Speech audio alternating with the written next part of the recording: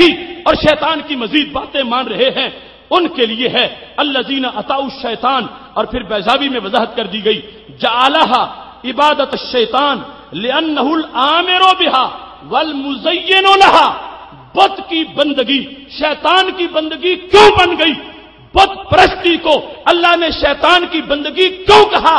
امام بیضاوی کہتے ہیں اس لیے کہا کہ شیطان نے ہی حکم دیا تھا بندے کو کہ تو بت پرستی کر، شیطان نے ہی اس کو مزین کیا تھا، شیطان ہی رستہ دکھانے والا تھا، اس بنیاد پر واضح کر دیا گیا۔ اصل عبادت کی وجہ سے وہ مشرک بنے ہیں، چونکہ شیطان حکم دے کے رنگ چڑھا کے مزین بنا کے معاذ اللہ لوگوں کو بتوں کے سجدوں کی طرف مائل کرتا ہے۔ ایسے ہی تفسیر کبیر کے اندر 13ویں جلد صفحہ نمبر 97 پر اس بات کو بڑا تفصیل سے بیان کیا گیا۔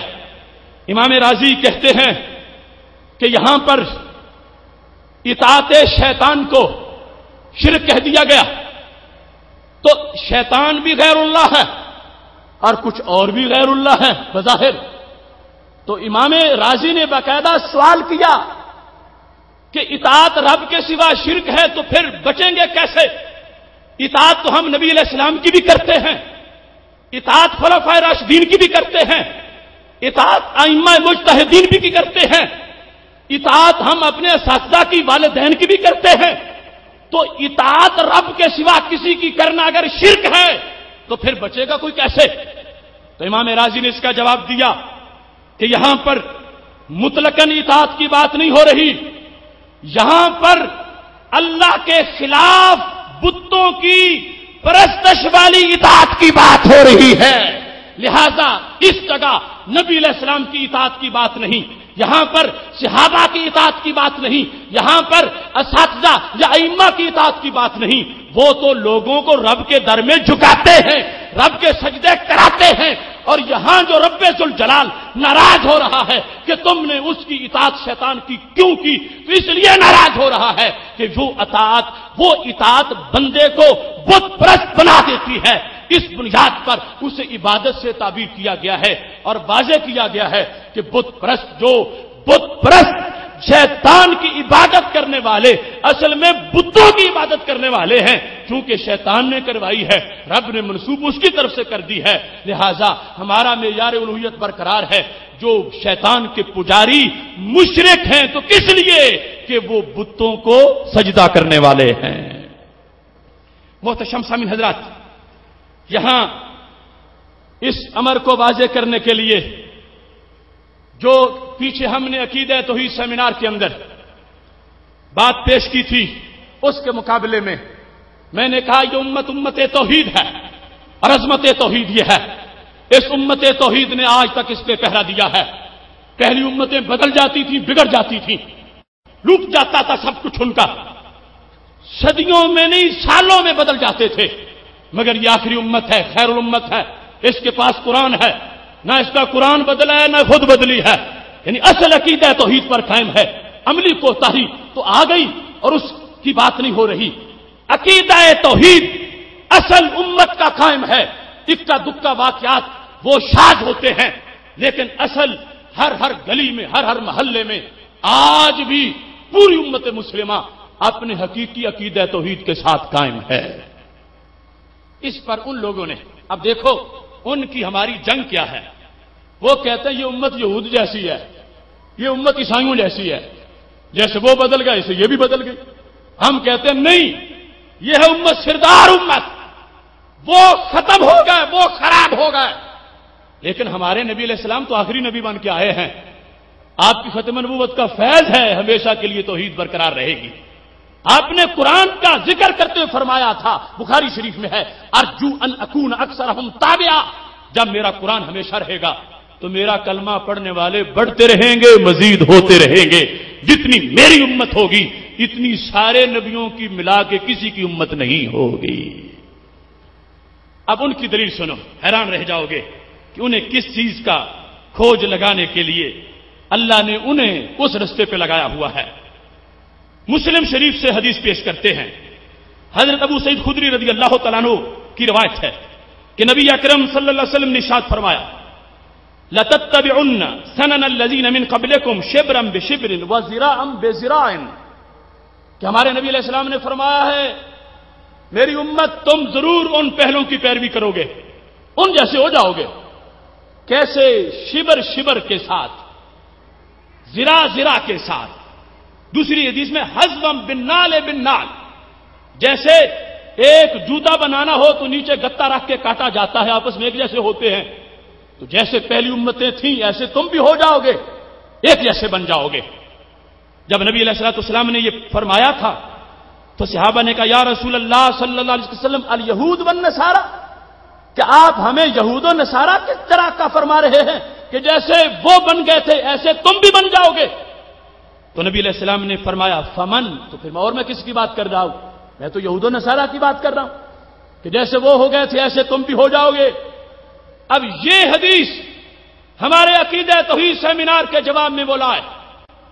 جہاں جہاں تک انہوں نے بدبو پھیلائی ہے وہاں وہاں تک ہمارا کام خوشبو پھیلانا ہے. وہ امت کا قد دباتے ہیں، ہم امت کا حق بتاتے ہیں. جو شان ہے وہ ماننی چاہیے، جو کمزوری ہے اس کا اعتراف ہے. کس کس میں بدل گئے اور کس کس میں نہیں بدلے؟ وہ کہتے ایمان میں بھی بدل گئے، شرک ہو گیا، سارے مشرک ہو گئے. میں کہتا ہوں مشرک ہو گئے پھر امت پیچھے کیا بچی؟ یہاں پر امت رہے گی، امت سے نہیں نکلے گی. جو تبدیلی آ گئی وہ ایسی ہوگی کہ جس کے باوجود امت ہی رہے گی. وہ تبدیلی عمل کے لحاظ سے ہے، عقیدے کے لحاظ سے، سارے بولو عقیدے کے لحاظ سے نہیں ہے. اب اس حدیث شریف میں پہلے نمبر پر تو میں ان سے پوچھتا ہوں، ان لوگوں نے آیات بیچی. توجہ کرنا، یہود و نصارہ نے کتاب بدلی، یہود و نصارہ نے آیات بیچی، یہود و نصارہ نے کتاب میں تحریف کر دی اور ان کی کتابیں محرف ہو گئیں. اور ہمارا قرآن جیسے اترا تھا آج بھی ویسے ہے. تو پتا کیا چلا؟ امت نے حفاظت کی ہے. اگرچہ رب کرنے والا کروائی تو امت سے ہے. ان کی کتابیں بدل گئی، ہماری نہیں بدلی. تو امت کا کام سامنے نظر آیا، انہوں نے تعریف کی، ہم نے نہیں کی. تو پتا چلا وہ کچھ کاموں کے لحاظ سے سرکار فرما رہے تھے، ہر ان کی بدی کا یہاں پر آنا ذکر نہیں فرما رہے تھے. تعریف انہوں نے کی ہے، تعریف اس امت نے نہیں کی. قرآن آج بھی پورے کا پورا موجود ہے، امت نے حفاظت کر کے دکھائی ہے. تو اس لیے دیکھ لو الدیباج کے اندر امام سیوطی رحمت اللہ علیہ جب اس حدیث کی تفصیل کرتے ہیں، یہ میرے سامنے یہ حدیث شریف جلد نمبر 6 الدیباج صحیح مسلم موجود ہے. انہوں نے یہاں پر لکھا ہے کہ کس چیز میں مطابقت ہے، کیا کیا اس امت کے اندر آ جائے گا اور کیا کیا نہیں آئے گا. لَتَتَّبِعُنَّ سَنَنَ مَنْ كَانَ قَبْلَكُمْ حَسْبَ النَّالِ بِالنَّالِ اور شِبْرًا بِالشِّبْرِ. یہ جو ذکر ہے یہ کس کے لحاظ سے ہے؟ حضرت امام سیوطی نے الدیباج کے اندر کہہ دیا فی المعاصی والمخالفات لا فی الکفر. فرمایا یہ جو امت یہود و نصارہ کے پیروں پہ قدموں پہ چلے گی ان جیسی بن جائے گی. یہاں پر عقیدہ مراد نہیں ہے، ایمان مراد نہیں ہے. ایمان پر قائم رہے گی، توحید پر قائم رہے گی، شرک نہیں آئے گا، بد عملی آ جائے گی. بد عملی میں مطابقت مراد ہے، ایمان کو چھوڑ کر شرک میں پیروی مراد. سارے بولو شرک میں پیروی مراد، شرک میں پیروی مراد. امت الناس سوچو کون ہے امت کا دشمن اور کون ہے امت کی عظمت کا وارث. ہم اہل حق یہ بتا رہے ہیں یہود نصارہ بگڑ گئے، بھٹک گئے، آیات بیچ گئے، شرک کر بیٹھے. مصطفی کل بھی توحید پرست تھا، مصطفی آج بھی توحید پرست ہے. صرف وہ عمل کے لحاظ سے کمزوری آ جائے گی. یہاں تک فرما وہ اگر گو کے سوراخ میں داخل ہوئے تم بھی ہو جاؤ گے. لیکن کفر مراد نہیں ہے، شرک مراد نہیں ہے. اور صرف یہی نہیں، دیکھ لو یہ حدیث صحیح بخاری شریف میں بھی موجود ہے.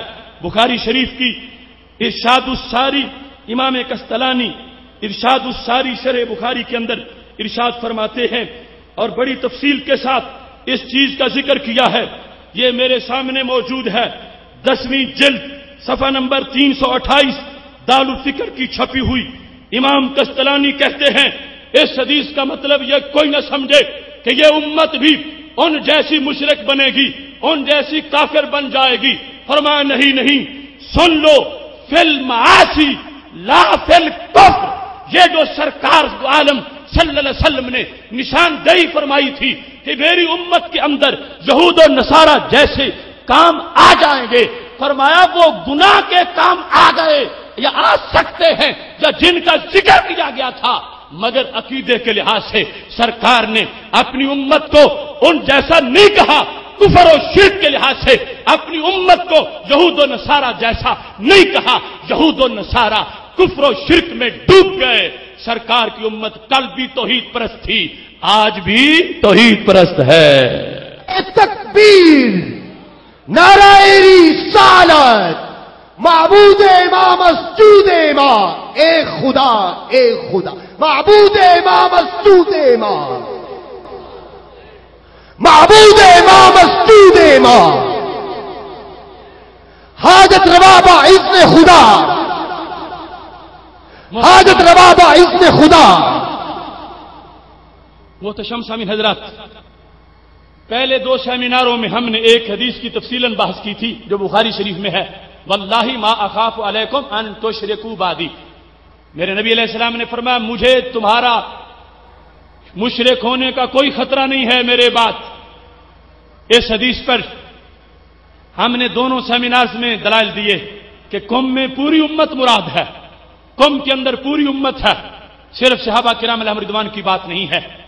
لیکن وہ پھر بھی قوم کی وجہ سے ہیر پھیر کرتے رہے. حالانکہ جب کہا جائے کن تم خیر امت اخرجت للناس، خطاب تو صحابہ کو تھا اور آج سینے پہ یہ ہاتھ مارتے ہیں. اس وقت کن تم میں تم کو بھی اپنے آپ کو بھی شامل کر لیتے ہیں اور یہاں ان کو درد ہوتا ہے. میں ایسی حدیث تلاش کر کے لایا ہوں جہاں لفظ قوم ہے ہی نہیں، لفظ امت ہے. چلو ہمیں قوم سے تو کوئی نکالنے کی کوشش کر سکتا ہے، امت تو ساری امت ہے. جیسے صحابہ میرے نبی علیہ السلام کی امت ہے، ایسے بعد والے بھی امت ہیں، تو امت سے کون نکال سکے گا؟ اس واسطے میں وہ حدیث شریف اختصار کے ساتھ پیش کرتا ہوں. مستدرک للحاکم کے اندر وہ حدیث شریف تفسیر سے موجود ہے. اس کے علاوہ ذہبی کی سیجر و علام نوبلا میں بھی موجود ہے. اس کے علاوہ ابو داؤد شریف میں، ابن ماجہ میں بھی موجود ہے. اس کے علاوہ مسند امام احمد بن حنبل میں بھی موجود ہے. کتاب الزہد میں بھی موجود ہے. بہقی کی شعب ایمان میں بھی موجود ہے. ابو نعیم کی حلیہ میں بھی موجود ہے. میرے محبوب علیہ الصلوۃ والسلام کا فرمان سنو. میرے محبوب علیہ الصلوۃ والسلام کا ایک ایک لفظ قیامت تک کی غیب کی خبریں بھی دیتا ہے، مشکل کشائی بھی کرتا ہے، حاجت روائی بھی کرتا ہے. آج جو ہمیں مشکل پیش آنی تھی میرے نبی علیہ السلام نے 14 صدیاں پہلے ہی حل فرما دی ہے. اچھا دیکھو، یہاں پر حضرت شداد بن اوس رضی اللہ تعالی عنہ فرماتے ہیں، انہوں نے جو فرمایا، میں چونکہ پہلے یہ حدیث تفصیلاً پیش ہو چکی ہے، اجمالاً پیش کرتا ہوں. کہتے ہیں میں نے میرے نبی علیہ الصلوۃ والسلام کو غمگین دیکھا تو میں نے کہا بے ابی و امی یا رسول اللہ صلی اللہ علیہ وسلم، محبوب میرے ماں باپ آپ پہ قربان ہو جائیں، یہ کیسی کیفیت غم کی میں دیکھ رہا ہوں. تو میرے نبی علیہ الصلوۃ والسلام نے فرمایا امر اتخوف علی امتی من بعدی، ایک کام ہے جس کا مجھے میرے بعد امت پہ خطرہ ہے. کس پر؟ لفظ امت ہے. دوسری جگہ ہے 2 کام، ان میں شہوت خفیہ کو علیحدہ شمار کیا، اس میں ایک ہی جگہ. بہرحال ہر جگہ میرے پاس اس حدیث کے 30 ماخذ ہیں، 30، اور سند ثابت کرنا میری ذمہ داری ہے. امام حاکم نے اس کو صحیح الاسناد کہا، امام ذہبی نے کہا اگر بعض سندیں اس کی کمزور ہیں بعض جگہ پر، مگر اس کے شواہد موجود ہیں. ابن صلاح نے مقدمہ